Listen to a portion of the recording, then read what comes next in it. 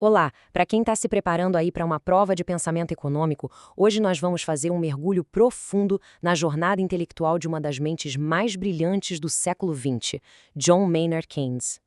Vamos decifrar juntos os momentos-chave que não só definiram a carreira dele, mas que literalmente viraram a economia de cabeça para baixo.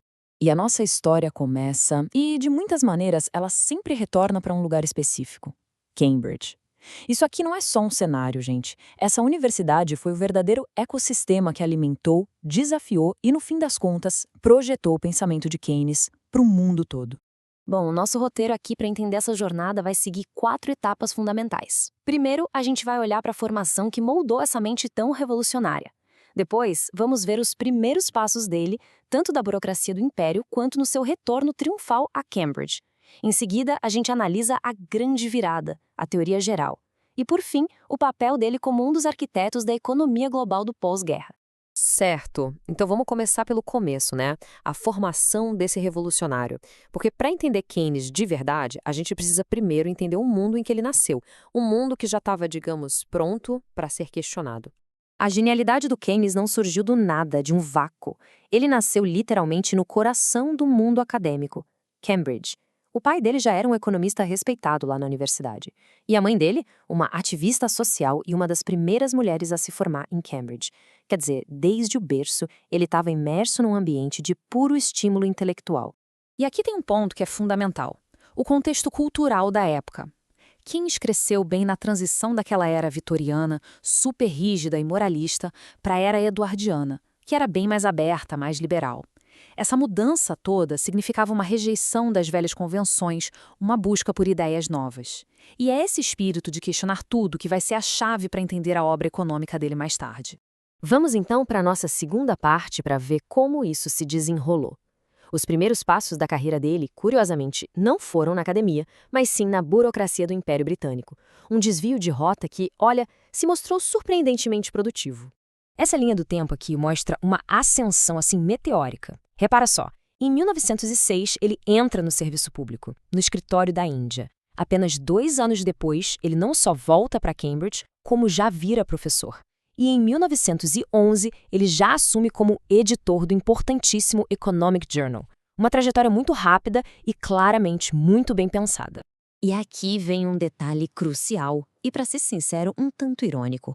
No primeiro emprego sério dele, supervisionando a administração da Índia Britânica, Keynes descobriu que, bom, não tinha muito o que fazer.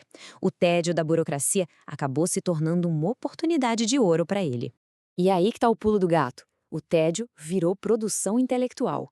Com todo esse tempo livre, ele escreveu não uma, mas 2 obras importantíssimas. Um tratado sobre o sistema monetário indiano e, talvez o mais relevante, um ensaio super inovador sobre a teoria da probabilidade. Foi esse trabalho acadêmico, feito nas horas vagas de um cargo público, que garantiu a bolsa de estudos e o trouxe de volta para Cambridge, já com status de estrela. Agora sim, a gente entra no coração da contribuição de Keynes. A Grande Depressão dos anos 30 não foi só uma crise econômica, foi uma crise da própria teoria econômica. E Keynes, bom, ele se propôs a oferecer uma resposta.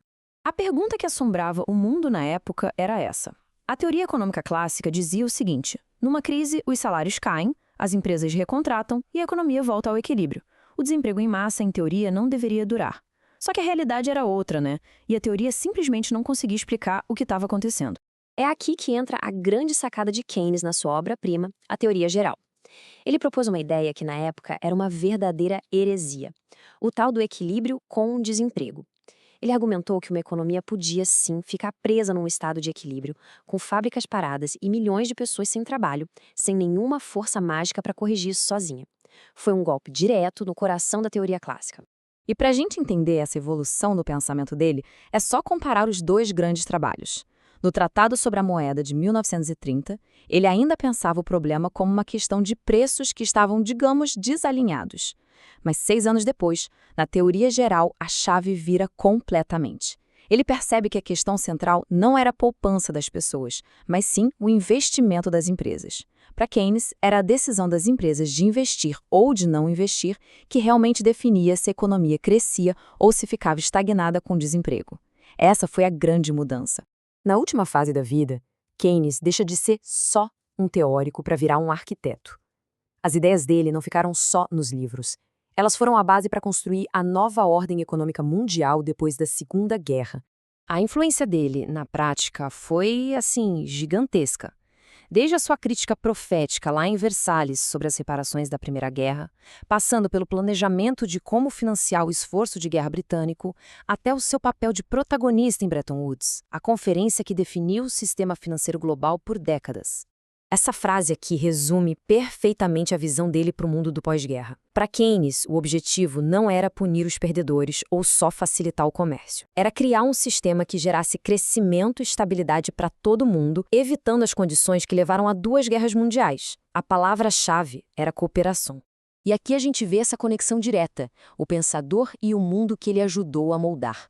As teorias que ele desenvolveu lá em Cambridge foram colocadas em prática numa escala global, e as discussões que ele iniciou sobre o papel do Estado, sobre investimento e emprego, continuam mais vivas do que nunca. E o legado dele não morreu com ele, muito pelo contrário. Continuou super forte através dos seus alunos e colaboradores, como o economista Joan Robinson e seu parceiro intelectual mais próximo, Richard Kahn. Eles formaram o que ficou conhecido como a Nova Escola de Cambridge, garantindo que as ideias de Keynes continuassem a ser desenvolvidas e debatidas pelas próximas gerações. E, para a gente encerrar, fica aqui uma provocação para se pensar. Diante das crises financeiras que a gente vê, das pandemias, dos debates atuais sobre política fiscal, qual é o lugar do pensamento de Keynes hoje?